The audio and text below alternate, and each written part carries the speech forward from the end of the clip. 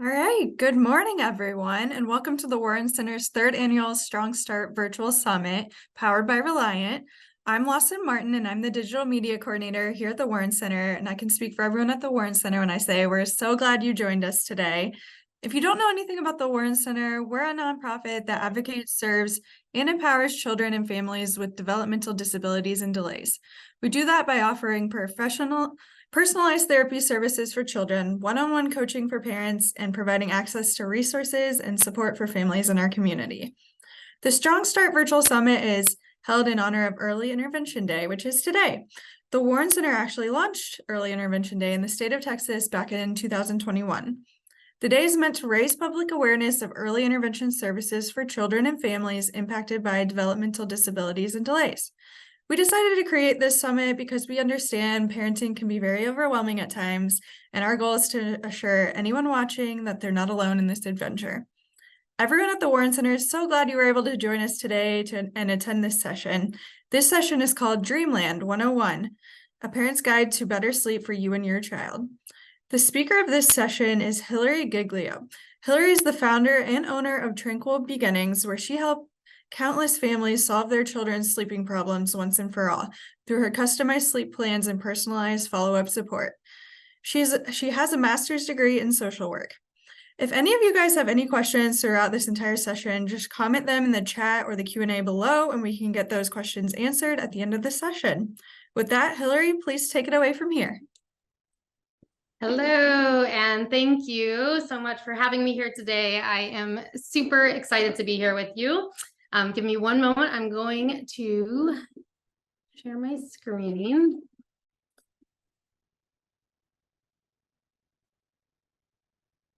Sorry, one moment. Technology, there we go. All right. So, yes. Hello, my name is Hilliary Giglio, and I am a certified pediatric sleep specialist and family coach, as you heard. Also worked a lot with children and families in my prior life in the social work realm. So bring that to the work I now do around sleep. I do this work around sleep because I have been there, and I had my life changed by a coach in 3 days and was like, this is magic. More parents need to know that this is available. More parents need to know what is possible, that there is support. Was already looking for a way to work more flexibly after returning to work following my first child being born. And that is how I wound up here. So I have been through every part of this process personally and helped hundreds of families in the last 5 years.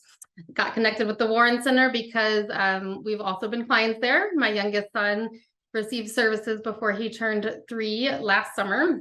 And so really, really excited to bring this all to you today. I have a bad habit of talking fast anyways, so I'm going to do my best to not go crazy fast, but also I have so much I want to share with you guys.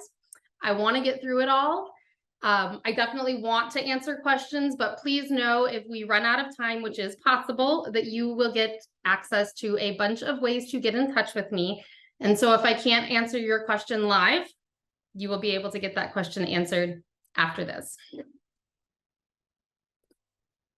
So this is just kind of setting the stage, a little bit about what we're going to be talking about today. So we're going to talk about why is it even important, right? Why are we here today? Why is it important for your child and for you to get good sleep? We're going to talk about the number one mistake that families make regarding their child's sleep. We are going to spend a little bit of time talking about crying. It is the elephant in the room when it comes to parenting in general, but especially in my line of work. We're going to talk about how to create a plan to get your child sleeping better. And then I'm going to share with you some resources, some support, some ways to stay in touch with me if you'd like to. So, did you know that professional athletes have actually started using sleep consultants to perform better in their sports? Additionally, there are some cutting-edge employers who have started to recognize the importance of daytime sleep and how providing opportunities for that in the workplace culture has actually improved and enhanced employee performance. You might be wondering why I'm telling you that. Well, it's because if sleep is that important for adults that this is happening, I want you just to imagine how important it is for your baby or your child. They are literally growing their bodies, growing their brains, creating and developing the brains and bodies. So when it comes to babies and children, these are kind of the big buckets of what getting enough sleep is going to help with, or what not getting enough sleep might harm. But I'm going to literally read you what the research is saying because I believe it is that important. And if I don't read it, I will for sure screw it up. So this is just a list of statistics. I'm always happy to share the research behind it. So getting healthy sleep helps to increase and maintain brain connections and pathways. The most crucial period for this growth is during a child's first 3 years of life. Children who don't sleep well have been found to have lower IQs than children who do. Children who sleep longer retain more knowledge than those who sleep less. Children who sleep less than 11 hours per night score lower on all kinds of school tests, including math and literacy. Children who consistently sleep less than 11 hours, oh, I'm so sorry, I just read that one. Children who consistently sleep fewer than 10 hours a night before age 3 are 3 times more likely to have hyperactivity and impulsivity problems by the age of 6. Babies who don't sleep well at night consistently perform worse on tests designed to assess memory, emotional control, and organization. There is a relationship between poor quality sleep and deficient levels of growth hormones, which are critical for physical development. And poor sleep throughout life, including during childhood, has been linked to higher rates of obesity, diabetes, and heart disease, including that children who get less than 10.5 hours of sleep per night are significantly more likely to be obese. So in other words, if your child isn't sleeping through the night when it's age appropriate, they're not getting the sleep their brains and their bodies need to function optimally. But science aside, everybody here on the screen today is a parent. Wouldn't you agree that lack of sleep leads to grumpy people? Am I right? Right? So sleep is important for your child. It's also important for you as a parent. And I want you to know that becoming a parent does not mean that nobody sleeps, right? There is another way that is not a badge of honor that we have to wear as parents.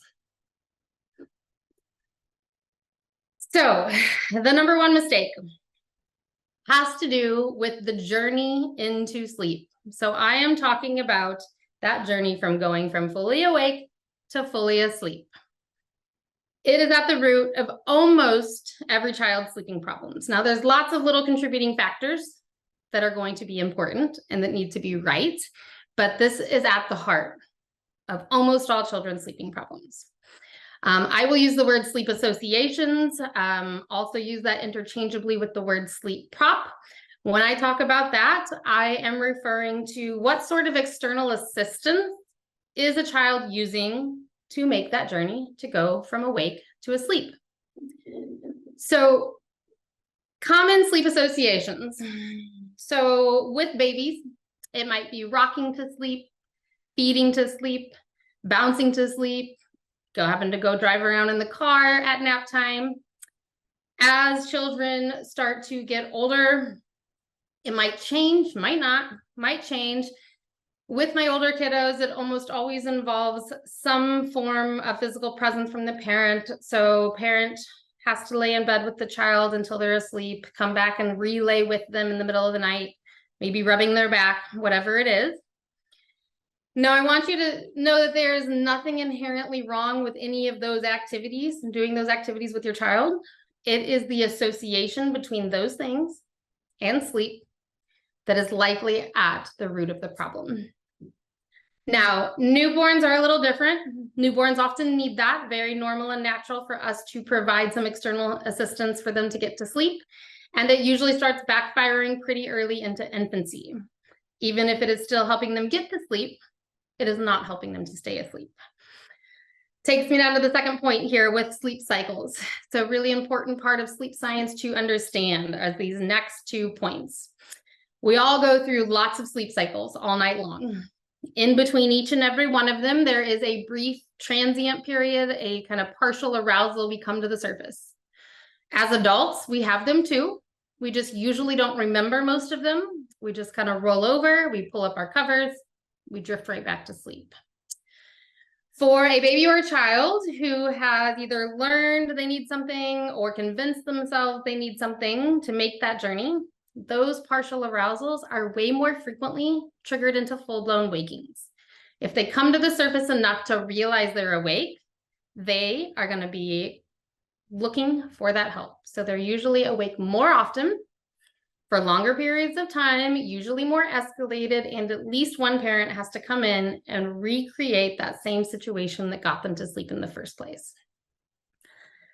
Once we can teach a child to go to sleep without that help, they too can learn to seamlessly string together, effortlessly string together those sleep cycles. Drowsy but awake, you'll realize it is crossed out there. That is on purpose. Another important piece of sleep science. And I know that that cliche term is something we all learn about as parents. Drowsy but awake can be helpful for the first 10 to 12 weeks of life, right? Then it stops being helpful. It's important to understand why. Drowsy is the first stage of sleep. So you could look at your child and be like, no, they're not asleep. They're a little sleepy, little drowsy, but they're not asleep. And technically your child can have started stage 1 of the sleep cycle. The reason this is so important is because if you even unintentionally, accidentally help them with something external to get to that point, you can perpetuate a lingering association between that thing and sleep, which can cause problems later in the night, the next day. The other thing that happens when we start any part of our sleep cycle is our sleep pressure lowers. Sleep pressure is that drive we all build up to be tired enough to fall asleep and stay asleep. It is driven by hormones. It's the whole science behind wake windows for kiddos. And so if we get too drowsy before it's nap time, go put them in their crib or their bed, and then they're not sleeping, this is why. If we take that edge off, the sleep pressure lowers. Even if they're not rested, they clearly still need that nap. They can be in this really funky place of I'm tired, but I'm not tired enough. That can lead to a harder time going to sleep, a longer time to get to sleep, and more crying, than is needed. I see your question. Sorry, I just saw a question pop up about the resources, and please don't panic. And that's why you're here today. It's totally solvable. So self-soothing on here is just really to understand what that means. That's a term that gets kind of thrown around. So your job as parents is to set them up for success, to get all of the contributing factors as perfect as possible for them, and then to support them. So we can't teach, even if we use that word, we're teaching a child to self-soothe. It is really something they have to figure out on their own. So we're going to set them up for success. We're going to support them along the way, and we're going to give them an opportunity to figure out how to regulate their own nervous system, how to make that journey on their own from awake to asleep. And I'm here to tell you that every human is capable of doing this. So crying. It's important that we talk about this. Most parents I talk with ask me, do you teach cry it out? Is my child going to cry? And it's a very fair question. The short answer to do I teach cry it out is no. But I have learned, being in this line of work as long as I have, that there's about 1 million different interpretations of what that means. Formally in the sleep world, it is known as extinction method. And what that really means is you place your child in their crib or their bed. You're like, see you in the morning, buddy. Close the door. You don't respond to the cries. You just got a baby monitor, and you come back in the morning. It assumes that crying is what teaches them to sleep. And number one, that isn't true. Number two, I'm the mama 2 boys myself. I would never feel comfortable doing that with mine or ask you to do that with yours. We have to go deeper than that though, because humans of all ages, you and I included, are extremely habitual when it comes to sleep. You all probably sleep on the same side of the bed each night. You might use a particular pillow. You might even like to lay in a certain position when it's finally time to sleep. Whatever it is, we all have these habits. And if I came into your home and said, okay, mom, okay, dad, I want you to go to bed at this time in this bed with this pillow, switch sides, whatever it is, you would probably be like, I don't think so, lady, or worse, right? So you should expect a similar level of protest and resistance from your child when you ask them to change their sleeping habits. If you think about it in this way, as it is, it really makes sense and it's normal. Now, the hard part about that is the only way a baby or a child, until they are several years old, has to protest or resist anything in life, not just sleep, right, is through. So when I work with families one-on-one, I cannot do the work with 0 tears. If it was humanly possible, trust me, I would be doing it. I would be a millionaire. Promise it's not the case. Or I wouldn't have a job because parents would have figured that out and wouldn't need me. It tends to be the hardest part, right? Nobody wants to hear their child cry, myself included. But I take it very seriously. So I'm going to share with you the tips that I use with my clients so that you can also think about this if you're working on sleep at home. First thing is needs come first, right? Because yes, kids cry from unmet needs, but they cry for a whole lot of other reasons. So we want to make sure needs are met before they go to bed. Hunger, health, safety, attention, attachment, right? Meet the needs. Doesn't mean they're not going to cry. It means they're not crying from an unmet need. Secondly, we want to get all the contributing factors as perfect as possible before they even go in that bed. We're going to talk about that in a minute, but we might be talking about environment, schedule, routine, things like this. If you don't have that right for your individual child, you can have extra unneeded crying, right? Let's not do that. Thirdly is figuring out a strategy that works for your family to support them, right? So I coach parents on how to respond. Everything I do allows the parents to maintain their active involvement so they can support, reassure, and empower their child while not sabotaging their progress towards sleep, right? So we don't have to leave them by themselves. We don't have to not respond. And it's really important to understand that it's a normal response. Specifically with sleep, the crying is caused by confusion initially because we just changed everything. We can't reason, we can't explain to a baby or young toddler that we're going to do things a little differently. So they're confused. Why aren't we rocking to sleep anymore, mom? Also, while sleep is a biological need, we all sleep at some point. Learning to sleep independently, learning to connect those sleep cycles independently is a learned skill. And learning new hard skills can be frustrating. I guarantee you that I have cried as a grown woman in a similar situation.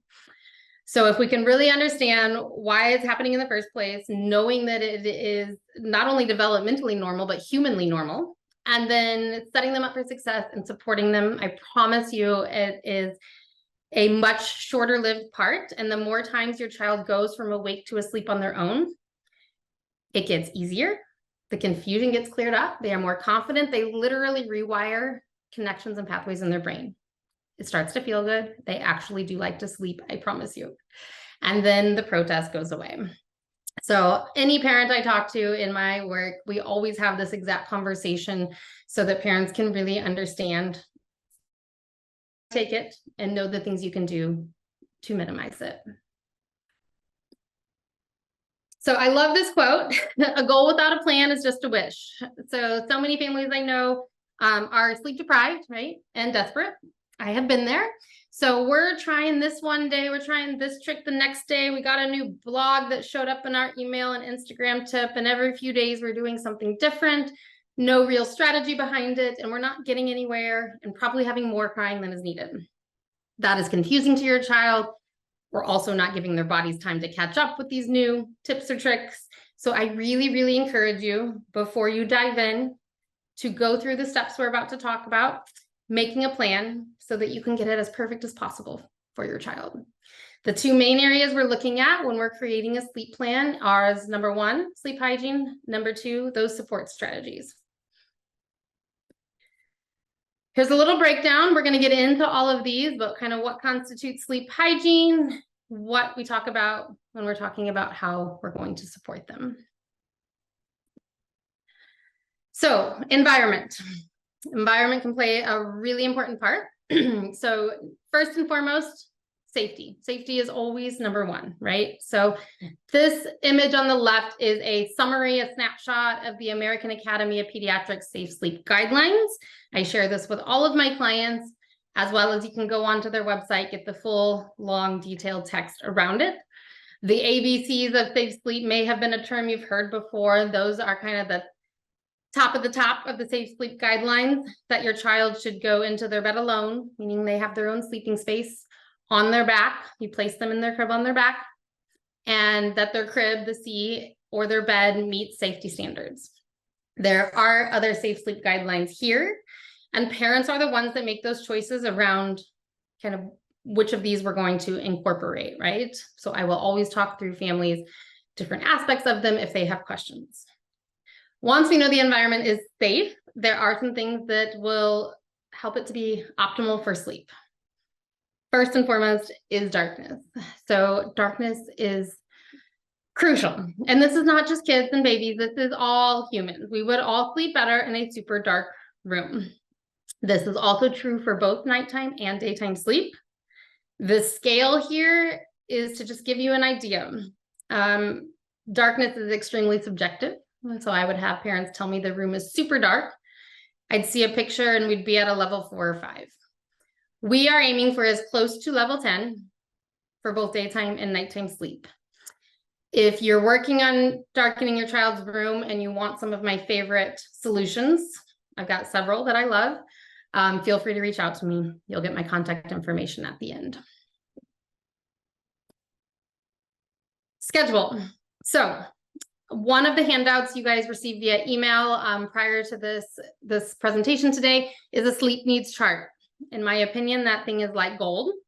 It is going to be very detailed, breaking down by age, how much sleep does your child need overall, how much nighttime, daytime, wake windows, how to specifically set up their schedule. Wake window refers to the amount of time a child should be awake before their next sleep. So from when they come out of their crib to when they are asleep. So between naps, between nap and bedtime, etc. I recommend that families use a wake window schedule rather than a fixed or by the clock schedule until you transition to 1 nap a day. Once you're on 1 or 0 naps a day, usually a fixed or set schedule will work best. So know that the sleep needs on that chart work really well for 90% of kiddos on age alone. And if you find that your child is slightly outside that age range, they either are on the lower end of sleep needs for their age or the higher, that's also okay, right? We're all humans. If your child is premature and your doctor uses an adjusted age, it can also be helpful when looking at a sleep schedule to use that adjusted age. There isn't a hard and fast line where that kind of evens out, but I typically find it's most important in the first 6 months of life. For some babies up to the first year that you're using an adjusted age. That chart will also walk you through the common age ranges that kiddos make nap transitions, which can always be a tricky part with sleep.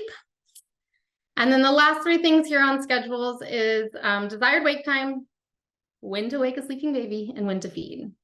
So even on a wake window schedule, there is 2 places I want you to anchor your schedule by the clock.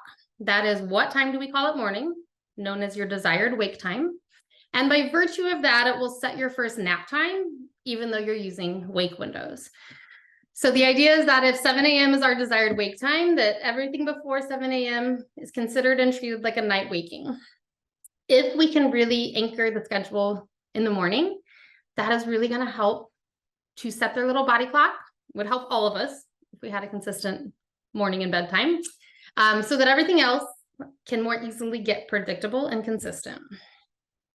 I know never wake a sleeping baby, another one of these cliche things. I'm going to tell you opposite. Totally get it, but there are a few times.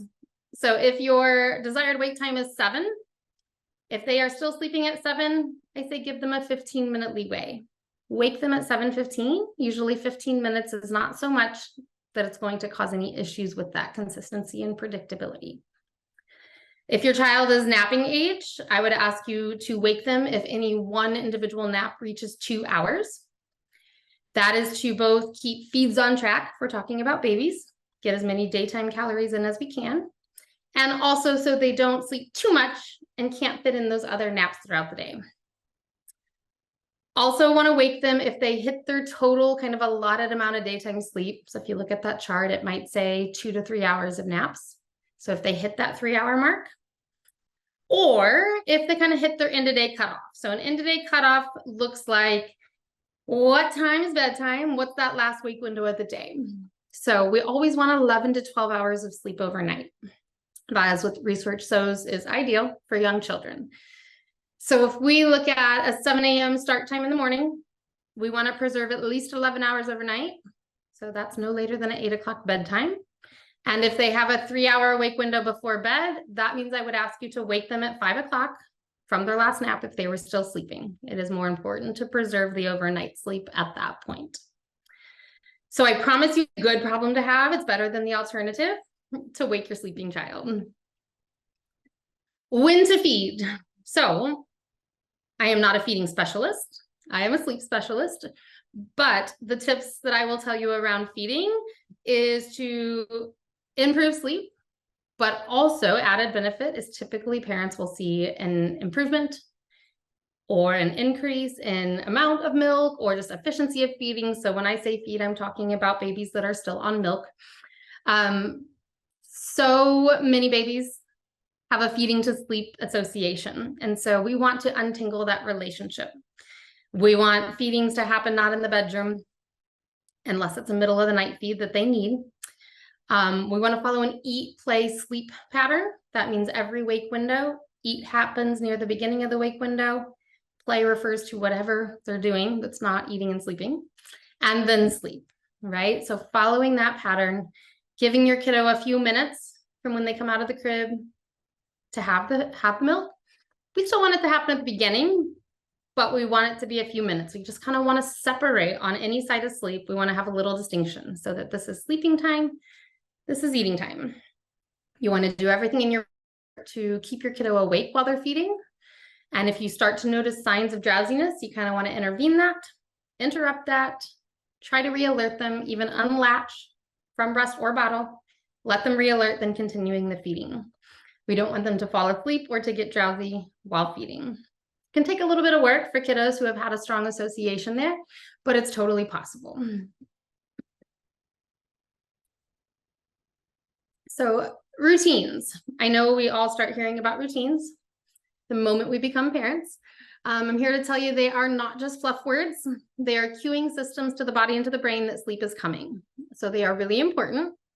We want them to be long enough that we can prepare the brain and body for sleep. We want them to be short enough that your child can keep up.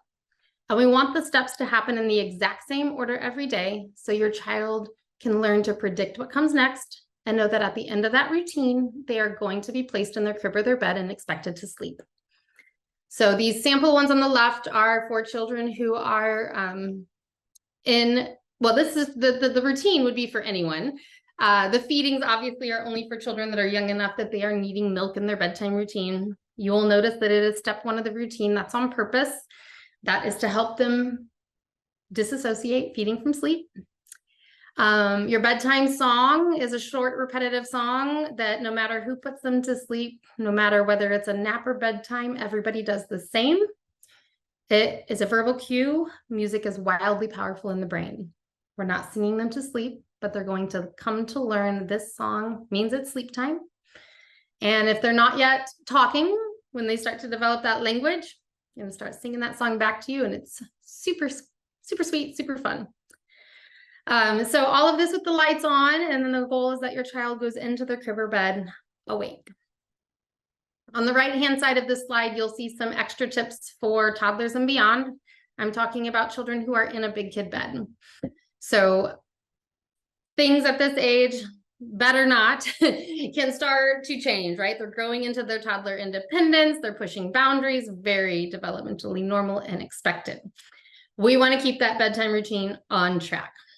Having a visual chart of the routine is really, really fun, really helpful, and most kids actually get a kick out of it. So while you could go on Google and pull a clip art schedule off the internet, I find taking pictures of your child doing each step of the routine to be really helpful. So kids love pictures of themselves. Anything we can do to get your kid excited about this, the better. So this does not have to be fancy or expensive. Snap some pictures on your phone, each step of the routine. The last one's going to be a picture of the child and parents smiling, happy. That represents how we're all feeling after a good night of sleep. And then tape it up on their wall. They can help you to walk through it. They can have some autonomy and independence there and keep things on track. Giving your toddler choices in the bedtime routine can really help to foster that independence, but we want to do it mindfully. So a choice has equally positive outcomes, right? So you're happy with any of the things they choose that you offer. Also, not so many options that it leads to overwhelm or motor protest, power struggles, etc. Examples of these two pair of pajamas, which one would you like to wear tonight, is a great option for them to have some choice. Go pull out the pajama drawer and pick out your jammies can actually make it harder. They're looking at a whole drawer of jammies. Next thing you know, jammies are flying and they can't decide. They're overwhelmed by so much choice, right? Another place for this is out of these 4 books, which 2 stories do you want to hear tonight? Anywhere where you can try to meet the need for independence while also keeping the routine on track. Using timers, visual timers are great, but any kind of timer. Hey, buddy, 5 minutes till we start bath, getting ready for bed. We'll save your Legos till the morning, giving them that timer. Broadcasting or sports casting as you go through the routine. So they're always thinking about what's coming next. All right, we've got 2 more minutes in the bath. Then we're going to go to your bedroom to get on your jammies. All right, last book. And then we're going to be singing our song and getting ready for bed. Just helps them with those transitions to know what's coming next, especially until they learn the order of the routine. Making transitions fun. I love this one, and full disclosure, it is like one I struggle with as a parent. So end of the day, I'm like, all right, we are 1 hour from bedtime. We survived another day, right? And I just wanted to go walk and get in the bath and be done with it, right? And often that's a lot of dragging your heels and protesting and stalling and, one more this, that. The moment you can muster up the energy to pick your child up and count down from 10 and blast off like a rocket ship or hop like a frog or slither like a snake to the bathroom, whatever it is, they're going to be, it's like magic. Like 99% of the time, all of a sudden they're right there with you. So totally worth it. Get into your playfulness. And then the last extra tip here for toddlers is a weekly calendar. So this is applicable if you have a 2-caregiver, 2-parent household where there's going to be different people doing bedtime on different nights. Especially helpful if your child strongly prefers 1 parent, but we want 2 people involved.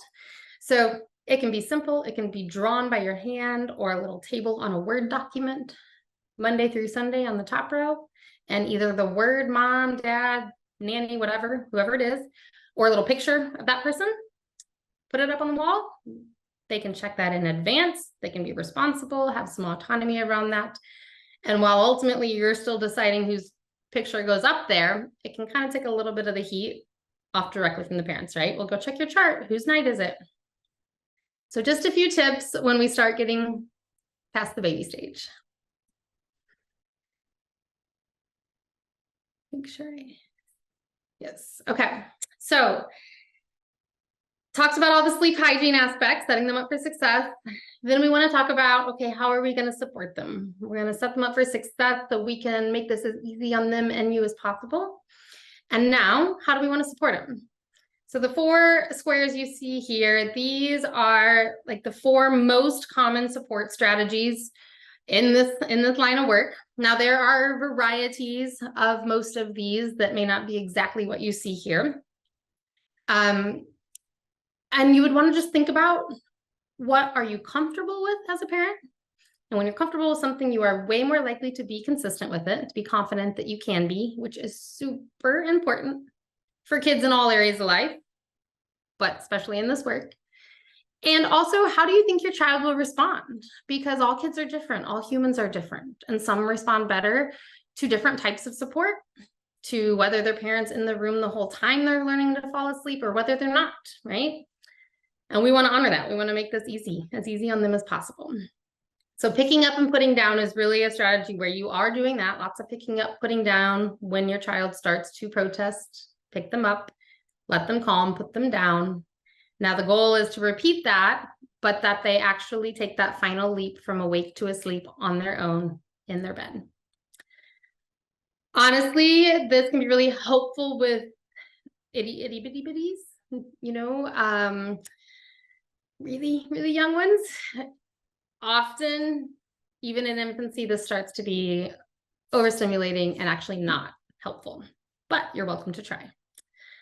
A chair method is a method for a family who believes either for their comfort level or for their child's response that it's going to be best for a caregiver, a parent, to be in the room, even if you don't room share overnight, but you're in the room while your child is going from awake to asleep. So you're sitting in a chair, and every few minutes you're offering reassurance with your voice or with some careful touch. And once they're asleep, you leave the room. Now, that's not forever. This is during the learning process. And the idea is that you slowly move yourself away, hopefully having to intervene less as you're physically moving away until you no longer stay in the room anymore.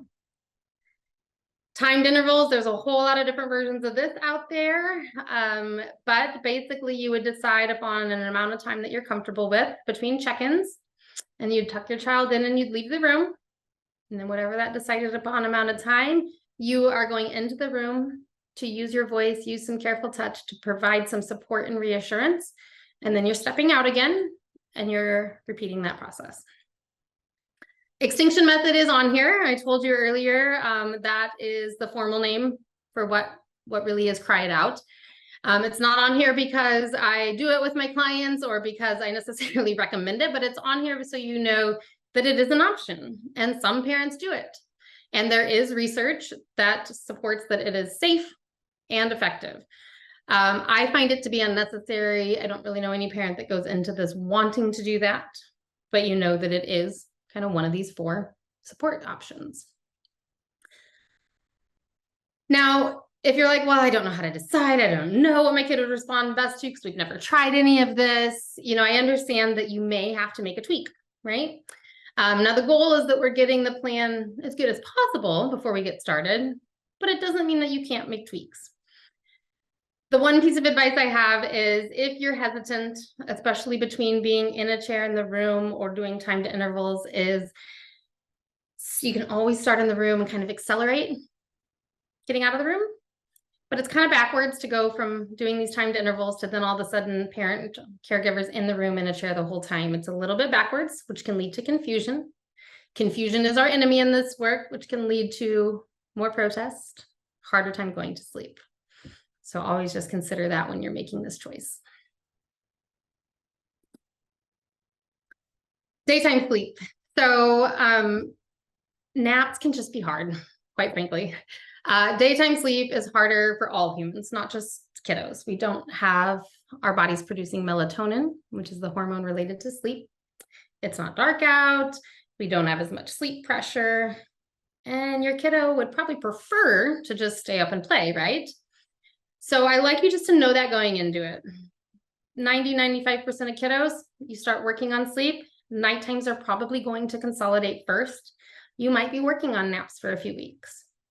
Sure, I have some kiddos who debunk that, but for the vast majority of people, that's how it's going to look.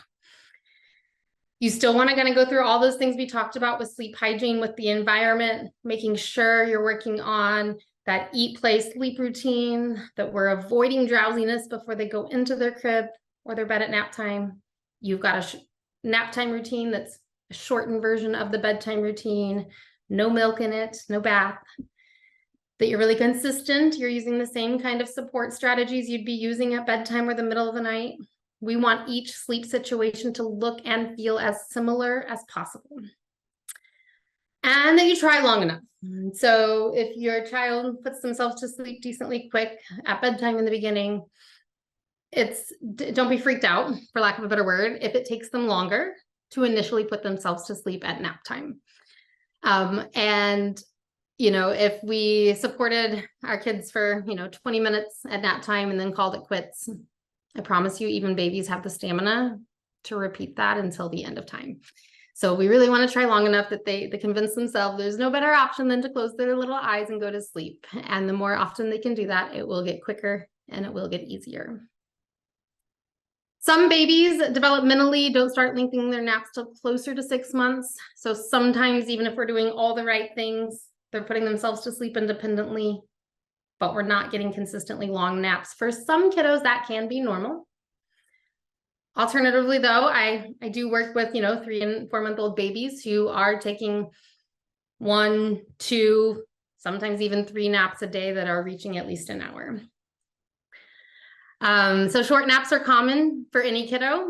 In the beginnings of this, they might learn to put themselves to sleep, but they wake up after one sleep cycle, somewhere between 30 and 50 minutes in length for a young child, and struggle to get back to sleep.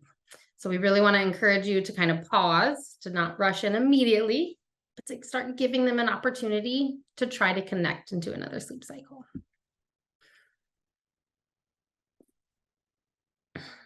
So we start talking about toddlers and up. When I say toddlers here, I'm talking about once you've made the transition to a big kid bed, no longer in a crib. And I think it's important to know when to do that. So I don't personally recommend that you make that switch until your child is at least 2.5 years old, ideally closer to or beyond 3, for no other reason than its brain development. It is just cognitively really hard for a child younger than that to understand, remember, and follow through on, you need to stay in this bed until morning. So know that it's totally possible to get a kid that's 2 back in a crib. I've done it numerous times. Crib climbing's on here because it's one of the more popular reasons that parents might make the switch and might make it on the young side, which, yes, safety is number 1. And if your child is upper body strength kind of hurling themselves over the crib rail on their escape attempts, not as much, a couple things, but not as much we can do about that. And by all means, safety is the most important thing. However, most kids are going to swing one leg over the crib rail, kind of try to go over the side. In an effort to keep within our time limit today, I'm not going to go into all of the details, but if you are having a crib climber or you're suspecting that you're about to have a crib climber and you're not at that 2.5 age and you want some of those tips, please reach out. I'll share some tips with you. Also with this age group, we're going to add a little layer. Those support strategies with the chair and the timed intervals aren't as effective when you've got a kiddo who can literally get up and get out of their bed. So a combination of rules, tools, rewards, and consequences are kind of a framework I like to use with this age. We want to reinforce the rules or the boundaries around sleep. We can't force them to sleep. We can't say go to sleep on the rule, but staying in bed, being quiet, and staying in bed until their clock says it's morning. Short, simple, they're supposed to be. Make a little picture chart, hang it on the wall. We are going to help to encourage those rules to be followed, to reinforce those rules with an okay to wake clock, that bedtime routine visual chart we talked about earlier, the weekly calendar we talked about earlier, and some books. Okay to wake clock, if you're not familiar, go put it in the Amazon search bar, the Google search bar. It's like a toddler training clock, a very simple clock that has the functionality for your child to see when are they supposed to be in bed sleeping and when is it okay to get up. Now, they are wildly helpful tools and can be super effective, but they're only effective if parents are 100% consistent with it, right? They're not magic. So that thing is the law, right? If your clock says it's not morning yet, it is not time to get out of bed. The books, go find some books that kind of align with some of the stuff around sleep. When I work with families one-on-one, kiddos actually get a customized social story about themselves and sleep that can be printed off and read with them, but reinforce it with the things you're doing in your bedtime routine already. Now, rewards and consequences, right? So this is boundaries. right? At this age, we're getting out of bed, we're not following the rules. This is work around holding boundaries in place. And just like you might use on a daytime behavior, having a consequence and reward strategy not only can be really helpful, but sometimes is like, paramount, right, to success. Now, this is not a harsh punishment. I actually want you to be as calm, cool, collected as possible. The goal is not that we're in there getting super worked up and amped up. We want to teach this matter of fact, cause and effect situation. So the other part of that is we want it to be as in the moment and as sleep related as possible. Really until about 7 or 8 years of age, which I know is outside the scope of the group here today, but delayed consequences are not going to be effective at 3 a.m. So losing your favorite cartoon in the morning, or the play date that you have scheduled the next day is unlikely to do anything to changing that 3 a.m. behavior in the moment, right? So you have to decide what this might look like for your kiddo. Sometimes it might mean that Lovey or Blanky's coming with me, not all night, but coming with me for a minute, bring it back, kind of repeating some things like that until they understand that, oh, the sleep rules where I need to be in bed and be quiet. And then I get my Lovey, right? Something like that. I don't do a lot of rewards anymore with my clients simply because I don't find they need the extrinsic rewards, and then we don't have to wean off of that. But by all means, you can, and some kids are really motivated. So again, something that is offered first thing in the morning that you're okay, whatever it is, something small. These aren't big, expensive rewards, but something to reinforce that behavior that if they followed the sleep rules for that night, they're going to get first thing. Rewards and consequences are not intended to be forever. They are intended to be short-term until it starts to become second nature, knowing that you can pull those out if you go through a phase and get off track and are working to get back on track. So a few special considerations here. So room sharing, I've worked with families who have never shared a room their child's entire life. I have worked with families who are choosing to room share and their child might be in elementary school, right? So it's possible to improve sleep habits in those situations, in both those situations. The AAP recommends for the first 6 months up to the first year in terms of room sharing on their guidelines. There's also some research that came out that shows that after about 4 months of age, there is an increase in disruption for everybody for room sharing. But ultimately, the decision is yours. Now, if you are room sharing, tips to make it better, make it go smoother, is we want your child's bed to be as far away from yours as possible. So not right next to yours, but give them a corner, let them have their own little cozy sleep corner, kind of creating their own little room within your room. A visual barrier is really helpful. So it could be like one of those accordion room dividers. Get one from Target or off Amazon. It could also simply be that you've tacked up a blanket or a little curtain or moved a larger piece of furniture around, just some sort of visual barrier so that they have their own space. They're not looking over there at you in your bed like, why aren't you over here picking me up, right? It's giving them some space to become empowered to be great sleepers. If you set yourself up with a sleep plan and you're room sharing, you do not have to do this, but some parents will choose to kind of move out for the first 3 or 4 nights. They're sleeping in the guest room, they're sleeping on the couch. It is just so that we do not accidentally wake them with our noises, movements, because the last thing you want to do when you're already putting in all this effort is to cause an extra waking, right? So once sleep starts to consolidate and they get the hang of it, it's a lot easier for parents to move back in. One parent households, or even if you're a 2-parent household, but one parent's never available for sleep, I want you to know it is still possible to do this work. Having that plan is going to be even more important. But I would also encourage you, if you have a friend, if you have a family member, if you have anybody that can come give you some support during those first couple of weeks, it is worth it to plan through that and to get that. Because everybody's a little more tired before it gets better. It's the light at the end of the tunnel, I promise, but we'll do things proactively, differently when they wake in the night, etc. So even if it's not someone that you're going to have kind of implement your sleep plan, even if they can come over for a couple of breaks during the day while your child's awake and get you some extra rest, if you plan on starting on a weekend so you don't have to work the next day, that kind of thing, just do what you can. Sleep-related fears and anxieties and special needs. These are both really important topics. It is very developmentally normal for kiddos to start to experience fears and anxieties and lots of things, but it's common around sleep and darkness in those toddler years.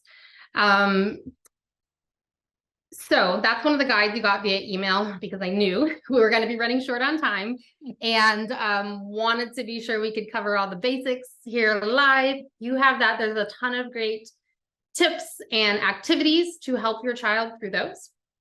And the same goes with special needs. So some special needs that kiddos have are going to make it harder, but I want you to know first and foremost, everything we've talked about today, totally possible, right? I've worked with kids of all different kinds of backgrounds and abilities and capabilities. In that special needs handout, it's going to give you some specifics.